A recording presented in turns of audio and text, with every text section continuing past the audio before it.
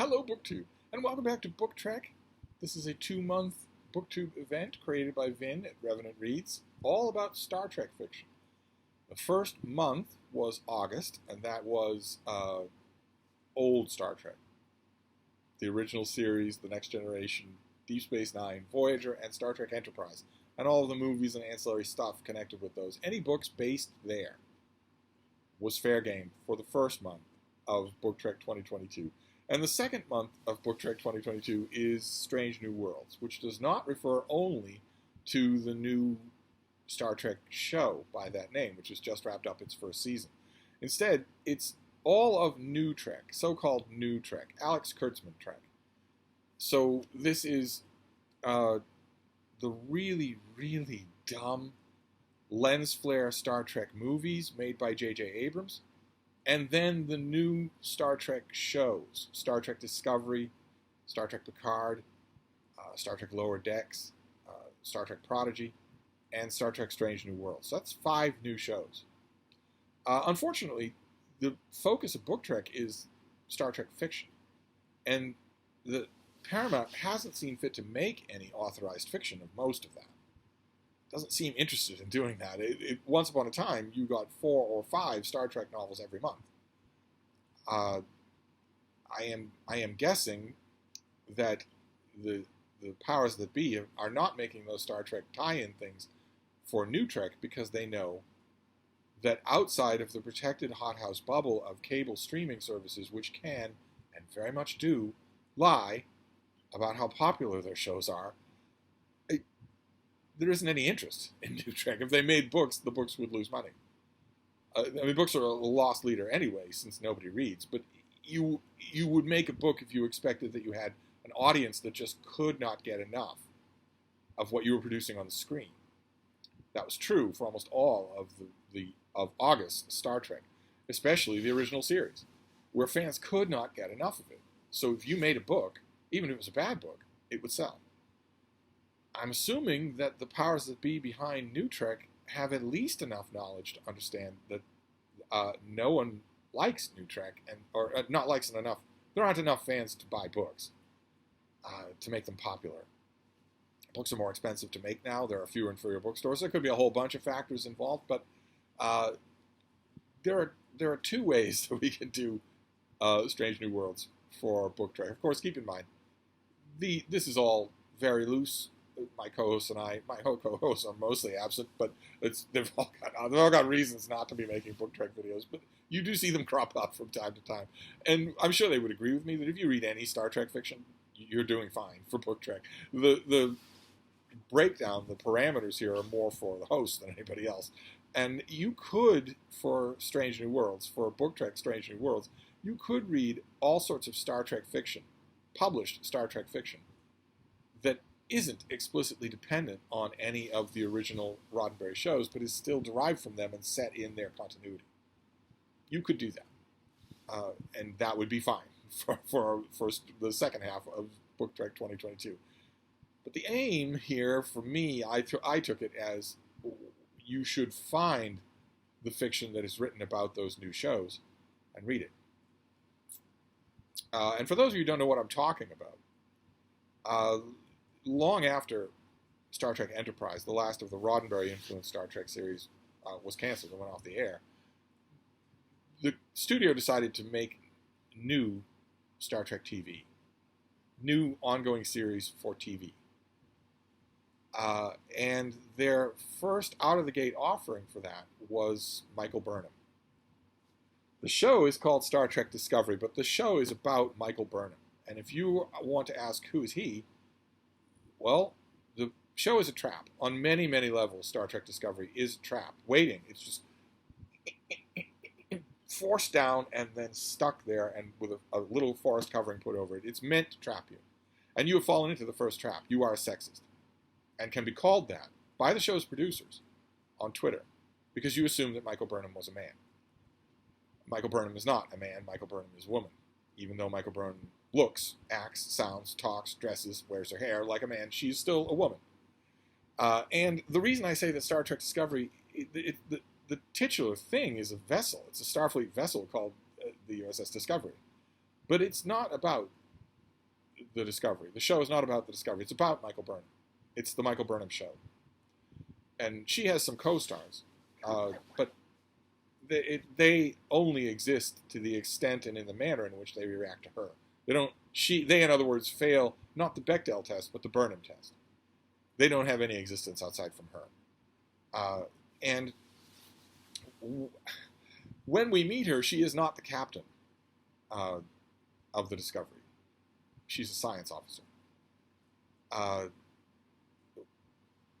who Star Trek Discovery, we're told, takes place 10 years before the events of the original show. And that means that unlike the J.J. Abrams lens flare movies, Star Trek Discovery is set in Roddenberry's continuity. The lens flare movies definitely are not. They explicitly are not, because a character from the Roddenberry continuity, Spock, actually comes to that world and meets a different Spock. So anything's fair game. In those lens flare movies, anything is fair game. That's why they can be so enjoyed. The first two of those movies are genuinely enjoyable. If you start watching them, you won't stop. And they have some wonderful, wonderful set pieces that, I mean, they're not Star Trek. They could be anything, but they're still extremely well done.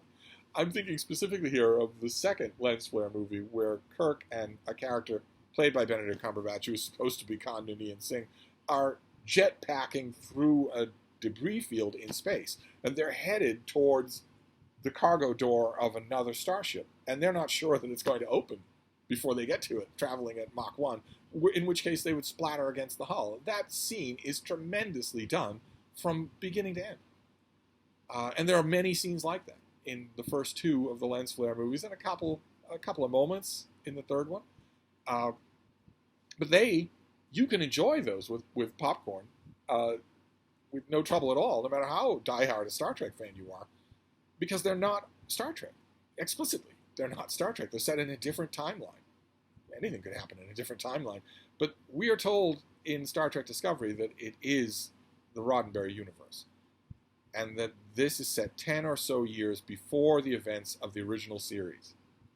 So Kirk and Spock and McCoy and Captain Pike, they are all in service, but they aren't where we find them in the original series.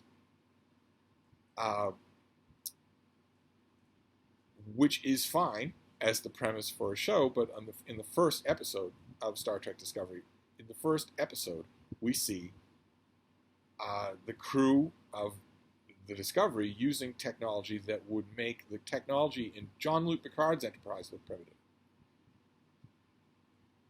So you're watching and you're saying, this takes place 10 years before the original series. No attempt was made to honor continuity at all.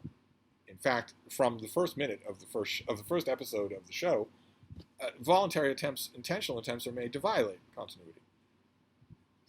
The ship, the technology, the looks, the attitude of Starfleet, none of it is anything like what we see in the original series. And the original series also couldn't flow from it. A catastrophe, something that rewrites reality, a Q continuum thing, would have to happen for the original series to flow from this show. So it's not just retconning, it's future conning, it's pro-conning. And Michael Burnham, we're told, was raised on Vulcan. She's human, but she was raised on Vulcan and absorbed Vulcan philosophy. Pretty interesting backstory. We have to assume that it's pretty rare.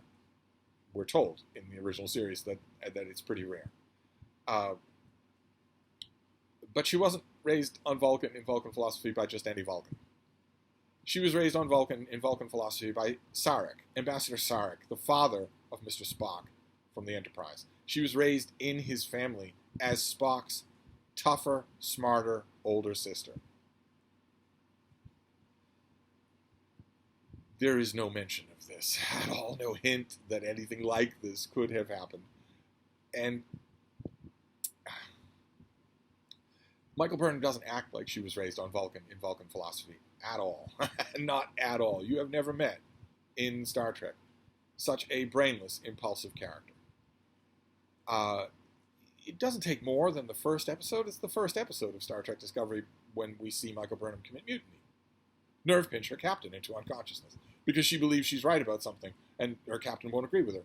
Like that's how the military works. Like that's how Starfleet works. Well, if your superior doesn't agree with you, then just incapacitate them and get your way because they've got to do better. They've got to be better.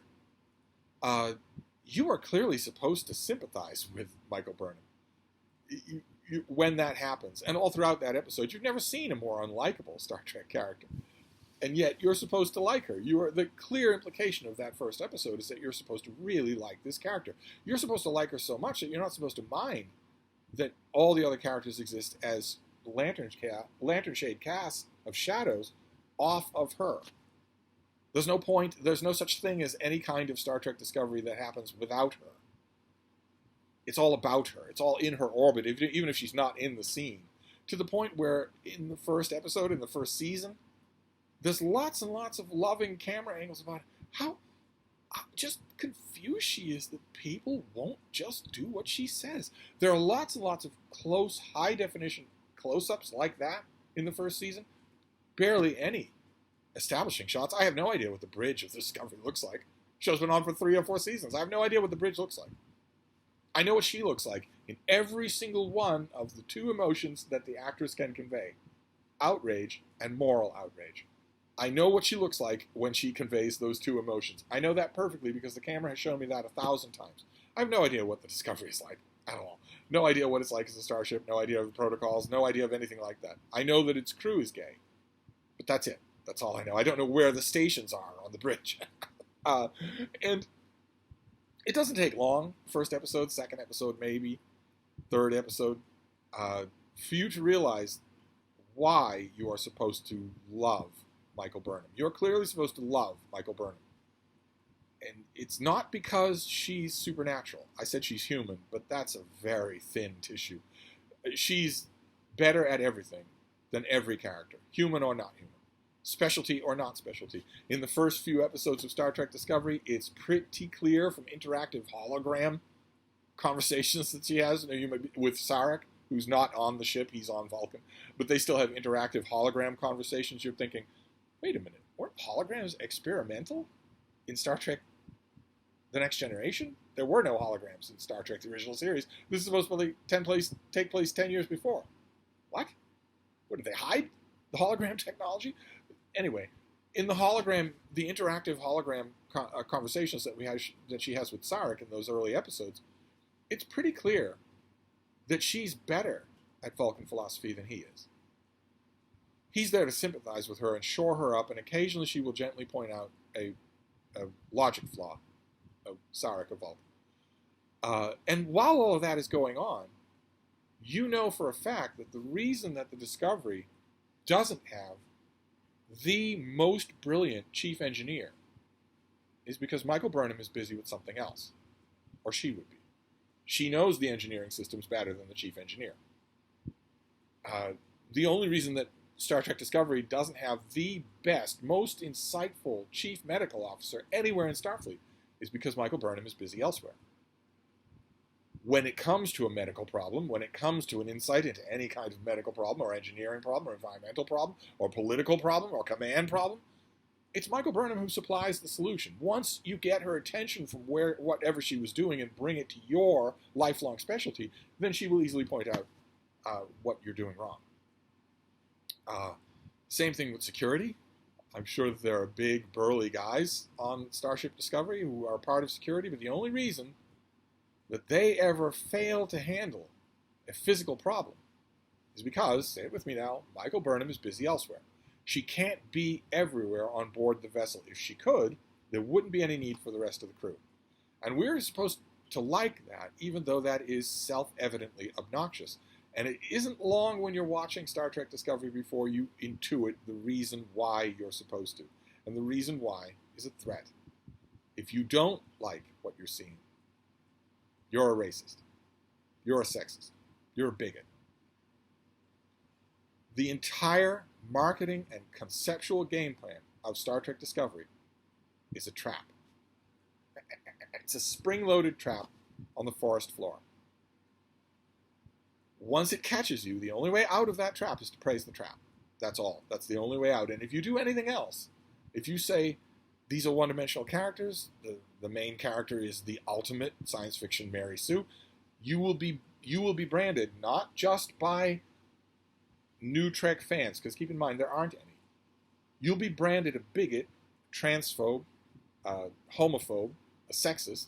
You'll be branded that by the stars of the show with the full agreement of the producers of the show. Sometimes the producers of the show will do the blaming themselves. That if you howl that this is bad Star Trek, you are a bad Star Trek fan. That's the game plan of Star Trek Discovery. That's not an inadvertent coping strategy that the show came up with when it started to get negative fan reaction. That's not a byproduct, a plan B that they came to. Well, all these people are attacking us, and they're all racists, so we should probably call them out. No, because 90% of the people attacking Star Trek Discovery don't have a racist bone in their body. They're old-time Star Trek fans. How could they? They were raised on infinite diversity in infinite combinations.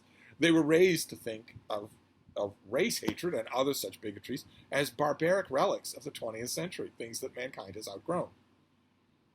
No, instead they hated it because it wasn't Star Trek, because it was a melodrama about one perfect character. And because there was a lot, even in the first few episodes, there was a lot of political messaging being shoved down the throats of the viewers. Like it, or you are the most personal insults we can possibly imagine fielding to anyone. And that was corporate strategy. That was studio strategy. That wasn't something that a few activists who happened to attach themselves to the show thought up to do to the many, many people who came out and said this is bad. That was corporate strategy. That was the studio saying, this is critic-proof. Anybody who criticizes this, we have the perfect way to refute them. We don't need to listen to their criticism. Instead, we can call them bigots. I wish I could say that this was a weird, warped approach that was adopted by Paramount only for the sake of Star Trek Discovery, but of course that's not true. You already know that's not true if you watch any kind of pop culture. That gimmick has been used over and over and over again as one franchise, one beloved science fiction or fantasy franchise has been corrupted in this way, sodomized by this kind of Twitter philosophy, Twitter ideology. Whether it's Terminator, just shoot John Connor. Just shoot him. Have a 4-foot-tall woman just shoot him in the head. He's not the leader of any future resistance because he's a man. Just kill him at the beginning of the movie. What does that do to the admittedly convoluted timeline of a series that's beloved by lots and lots of people? Who cares what it does? Who cares what it does? Kill him. He's a man. Kill him. Need I mention the 14th Doctor? the Jodie Whittaker Doctor Who. Really, really terrible writing. Really ham-handedly preachy political writing. Horrible acting, horrible show. But look what happens if you criticize it. It's just that you can't stand that the Doctor is a woman. It's what I've talked about on this channel many, many times when it comes to books, which is an obvious attempt to critic-proof a product ahead of time. That is odious. And that is universal. Now, absolutely universal. Star Trek Discovery is a perfect example of that. The most noticeable example, to put it mildly, the biggest, highest profile example of that conceivable, at least in terms of money, $1 billion and rising, is The Lord of the Rings, The Rings of Power.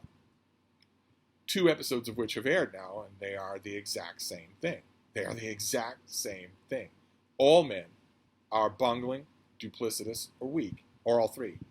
All women are all competent, all knowing, all insightful. They prop up and motivate the men around them, and they never fail at anything. They are perfect in everything they do.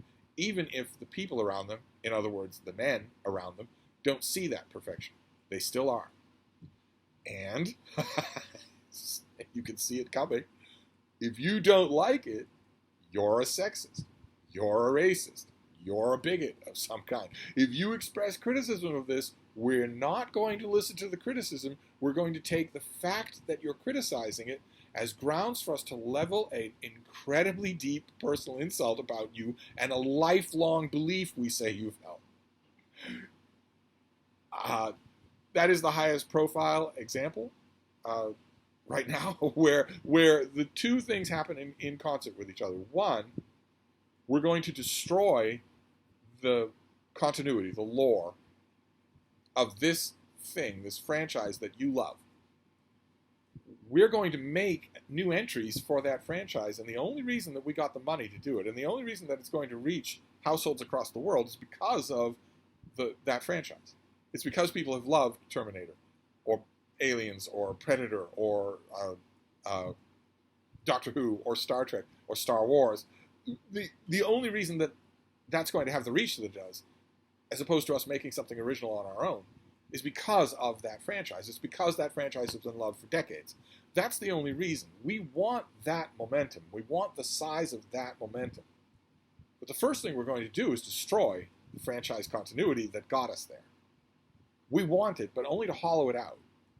So that's one thing that we're going to do, is destroy continuity, the continuity that you, as fans, love. And the second thing we're going to do is vilify you for disliking the fact that we are destroying the continuity of the thing you love. We're going to do those two things, and we're going to use each as cover for the other. And that's a long digression way of saying that that's what Star Trek Discovery does. Getting to the point of such shrieking, ideological, Twitter-driven, blue checkmark wokeism by the end of the third season that literally the Roddenberry universe of 23rd century and the Federation and Starfleet was simply not good enough for Star Trek Discovery. This little starship bubble of unbelievably virtuous people, none of whom is straight. That they are so good. They reach such a hypersonic level of wokeness that they literally have to go to the future. They literally have to go 1,000 years in the future. They don't fit anymore in the present day. They're too woke for even the 23rd century. So they go to the future. And what happens when they get to the future? Well, the future's amazed by them. How useful would a mariner plucked from the deck of a warship in the year AD 1000 be if you transported them to the deck of a warship in AD 2022? How useful would they be? If for some reason you wanted to keep them in service, wanted to keep them around, what could you have them do? They could peel potatoes. Maybe. Actually, they couldn't, because the potato peeler would be new to them. They could peel potatoes with a knife. They couldn't do anything else. They couldn't step on a command deck. Not in a million years. Not in 1,000 years. Not in a million years. But I keep saying the crew of the Discovery, but really it's Michael Burnham. There aren't any other crew members on the Discovery. And when Michael Burnham gets 1,000 years in the future, eventually she convinces them that really she does know best. She really is. I mean, time doesn't really matter if you are the quintessence of perfection. It doesn't really matter where you are, if that's true. And with that jump into the future came a whole bunch of post hoc retrofits as to why, attempting to retrofit some of why Star Trek Discovery would be so completely incompatible with the continuity it claims to be upholding. Star Trek Discovery, in its first two seasons, let's concentrate on the first two seasons, is completely incompatible with Star Trek the original series. Completely. It's completely incompatible. There's nothing about it that can go from one to the other. No attempt was made, in other words, to preserve the continuity. And that brings us around eventually, I thought you'd never get here, to the book. We do have a book to talk about today, because I realized that eventually I would have to deal with this. There's no way that I could avoid New Trek in the second half of Book Trek 2022. There's no way that I could do that. So I knew eventually I was going to have to read the few books that are out there about this travesty. Most of New Trek is a travesty, but the parts of New Trek that are good, there are parts of New Trek that are good, and we'll get to them. But Star Trek Discovery is a travesty. It is Twitter politics put into Star Trek form on the little screen. And it's a failure. I want to stress that. It's a failure. The fans of Star Trek make up 95% of the viewership of any new Star Trek show. That's just simple. That doesn't even need to be demonstrated. And when Star Trek Discovery is put into a ratings-driven open format that is not a closed bottle subscription-only network feed, it fails dramatically. Nobody likes it. When it's put when it's put into an area where the people who are watching it can demonstrate that they don't like it by not watching it, by having their registered ratings drop off a cliff. When that happens, then that happens. Whenever the playing field is leveled and Star Trek Discovery is made into a network show, it fails. Because fans don't like it. Fans intensely hate it. Same thing is true, only more visible, with the Jodie Whittaker Doctor Who, which has absolutely destroyed the ratings of a once beloved TV show. No matter what the BBC says to the contrary, no matter how they try to spin it, the ratings are a tenth of what they were before, because the show only preaches Twitter politics. Star Trek Discovery only preaches Twitter politics too. It's incredibly inward-looking. It's incredibly self-admiring. It's all of it is designed. Every single part is designed to funnel admiration to the character of Michael Burnham, but all the other characters admire themselves as well. They constantly validate themselves. They're constantly saying, "Well, that was really smart of me, wasn't it?"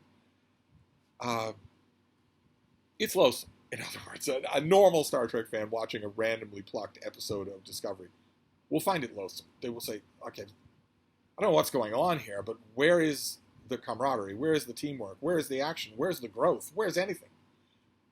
Let's not even talk about the dialogue on a line-by-line basis. Let's just...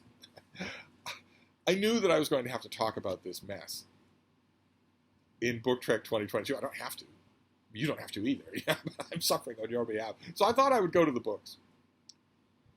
There are Star Trek Discovery books. And I thought, well, to give it the best possible chance of working, why don't you go to the first book? The first Star Trek Discovery novel. So that's what I did. Star Trek Discovery Desperate Hours by David Mack. That young man on the cover is Michael Burnham. And David Mack is a reliable author, but this is a terrible book. It's a terrible, not only in its execution is really, really bad. It's boring, it's overwritten, it's tinny, none of the characters are in character, especially the characters that we've known for 60 years. They're not in character either for themselves in a later era or for the era in which this book takes place, but also because this profanes the basics of Star Trek the way Star Trek Discovery and Star Trek Picard do on screen. An alien planet is being threatened by a gigantic, monstrous device that has awoken in one of its deep ocean trenches. And the device is getting stronger and seems unstoppable. It looks like it's bidding fair to destroy that civilization and break away from that planet to destroy other civilizations. And what does Starfleet do? Well, this is before Star Trek Discovery, so this is on the starship Shenzhou. A lot of the main characters are still in place. The Captain Giorgio, is a captain at the beginning of Discovery, and two of her main officers, an alien named Saru, who comes from, he's a male, but he comes from an alien species that was invented for Star Trek Discovery. And the fact that he's a male is problematic, because all men are problematic in the Twitter politics of Star Trek Discovery. And the producers get around that by making him an alien who comes from a planet, a race of aliens who have one prominent talent, and that is to be afraid. I'm not joking. Their prominent alien talent is to sense the presence of danger, of death. They are excellent at being afraid. Props to the tech people for Star Trek Discovery. They give Commander Saru is given about as alien a physical performance as you could do where you have to have a human being, where the thing's not going to be CGI. It's a pretty weird, a pretty convincingly weird thing. You believe there's an alien on interacting with these humans, but also there is a science officer named Michael Burnham on this ship that Captain Giorgio is commanding. At the beginning of the novel, they are sent to investigate this alien juggernaut, this alien monstrosity that has arisen on this planet. And eventually another ship is sent as well, the Enterprise, with Lieutenant Spock, who is Michael Burnham's brother. They were raised together as siblings. But apparently, according to the backstory of this book, which I don't think is true in the story, in the show, they haven't had much time around each other. They're essentially strangers to each other since childhood. But the reason that 2 starships are sent is the bastardization of Roddenberry continuity right from the start, which is that Starfleet, in this novel, eventually decides that the only proper response to this gigantic marauding juggernaut that is threatening the entire civilization and threatening to break free and threaten other civilizations is to sacrifice the original civilization. Just let them go. Just let them die. We can contain the situation if we do that. Starfleet decides that. Starfleet expects Starfleet captains to sign off on that. And if that's reminding you of something, maybe it's reminding you of the backstory to Star Trek Picard, where Starfleet signs off on genocide. You're not wrong. If that's reminding you of that, you're not wrong. It's not just... What's going on here is in New Trek is not just that we're having new characters. It's not just that we're playing a little fast and loose with continuity. It's that the showrunners, Alex Kurtzman and Akiva Goldsman, are intentionally destroying Roddenberry Star Trek. They're intentionally destroying it. They know what it is. They know its central tenets, its core points, and they are going after those points, one after another, I think, clearly, to build a new Star Trek. All new. I firmly believe that in the next 5 or 6 years, unless this crap is subjected to market forces, as long as it's in a bubble of a subscription cable news service, it is not subjected to market forces. If it were subjected to market forces, it would lose so much money that Paramount would pull the plug on it. I believe that Paramount got that message anyway, even though most of their products are in a bubble. I think that's the only explanation for Star Trek Strange New Worlds. We'll be getting to that there. But if this crap is allowed to continue, if it doesn't face market forces and get destroyed by people leaving in droves, then it will continue. And if it continues, I firmly believe that in the next 5 years we will get a new version of Star Trek, the original series, with gay Captain Kirk, gay Chekhov, gay Sulu. We will get a Twitter version of Star Trek, the original series, and since it's done by Paramount with the full permission of its showrunners, that will be canon. I don't know how that will work, but I don't think... The impression I get is if this creative crew is left to their own devices, they will not respect the original Star Trek's existence. They want to wipe it out of existence. And if you think they're not coming for Star Trek The Next Generation after that, you're crazy. But anyway, in the course of this novel, Burnham and Spock have to team up in order to understand this device and maybe avert the genocide that Starfleet apparently is okay with. And it's boring. I mean, none of it works. Part of it I'm not ascribing to David Mack because he didn't know these characters. He wrote this novel when the show was in its infancy.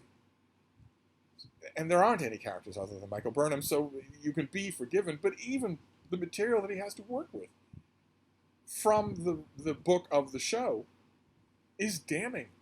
Michael Burnham is incredibly unlikable. At the beginning of this book, on the Shenzhou, Captain Giorgio has been strongly recommended by a Starfleet admiral that she appoint Michael Burnham as her acting first officer. It's been strongly recommended to her by an admiral that she do that. Lieutenant Commander Saru is on board the Shenzhou and has almost 20 years seniority over Michael Burnham, who did not go to Starfleet. Saru did. He has been on board and serving. He points out to Captain Giorgio at the beginning of this book that his service record is absolutely spotless, whereas Michael Burnham's is full of insubordination to everyone.